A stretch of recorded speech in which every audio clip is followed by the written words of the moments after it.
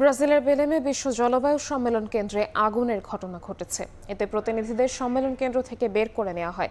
পরে নিয়ন্ত্রণে আসে আগুন। বিস্তারিত জানাচ্ছেন সহকর্মী প্রসূন আশিস। যাচ্ছি তার কাছে। আশিস,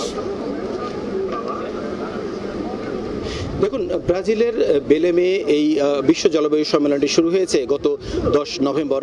এটি মূলত আনুষ্ঠানিকভাবে একটি 12 দিনব্যাপী সম্মেলন এবং সেটি আগামীকালেই এটি শেষ হওয়ার কথা রয়েছে। তো আজকে এই শেষ দিনের আগে মূলত কপ সম্মেলনের যত আলাপ আলোচনা হয়েছে, অর্থাৎ জলবায়ু পরিবর্তনের প্রভাবে ক্ষতিগ্রস্ত দেশগুলোকে কী ধরনের ক্ষতিপূরণ দেওয়া যায় এবং নানা ধরনের যে সুযোগ সুবিধা সেইগুলো নিয়ে যত আলোচনা হয়েছে তার একটি সারাংশ মূলত একদিন আগে আজকেই হওয়ার কথা ছিল এবং এই কপ সম্মেলন থেকে এই বেলেম ঘোষণাটি আসার কথা ছিল এবং এটি জাতিসংঘের মহাসচিব আজ বিকেলেই কিন্তু এটি ঘোষণা করার কথা ছিল। এরই মধ্যে আজ স্থানীয় সময় অর্থাৎ বেলেমের ঠিক বিকেল 2:20 সময় একটি অগ্নিকাণ্ডের ঘটনা ঘটে সম্মেলন কেন্দ্রের ব্লু জোনে। মূলত এইখানে যেখানে প্রবেশ মুখটি রয়েছে এই সম্মেলন কেন্দ্রের, সেই প্রবেশ মুখের একেবারে ঠিক পাশেই রয়েছে বাংলাদেশ, ভারত, দক্ষিণ কোরিয়া, থাইল্যান্ড, এই দক্ষিণ এশিয়ার প্যাভিলিয়নগুলো।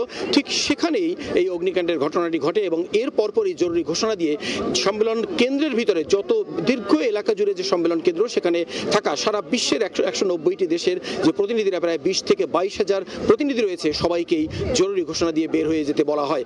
এর পরপরই আগুনের কিন্তু দাউ দাউ যে লেলিহান শিকার সেটি কিন্তু ছড়িয়ে পড়ে এবং এর মধ্যেই ফায়ার সার্ভিসের কর্মীরা দ্রুত ঘটনাস্থলে আসে এবং তারা কিন্তু সেটি চেষ্টা করে নিভানোর জন্য।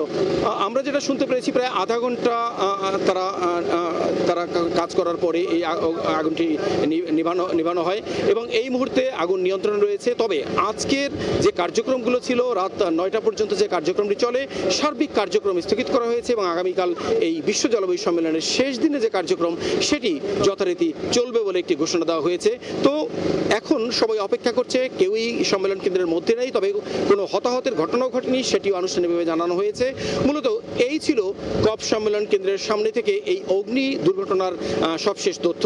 পরবর্তীতে আরও কোনো তথ্য পেলে সেটি হয়তো আমরা এই ব্রাজিলের বেলেম থেকে জানিয়ে দিতে পারবো। ব্রাজিলের বেলেম থেকে সরাসরি যুক্ত হয়েছিলেন সহকর্মী প্রসূন আশিস।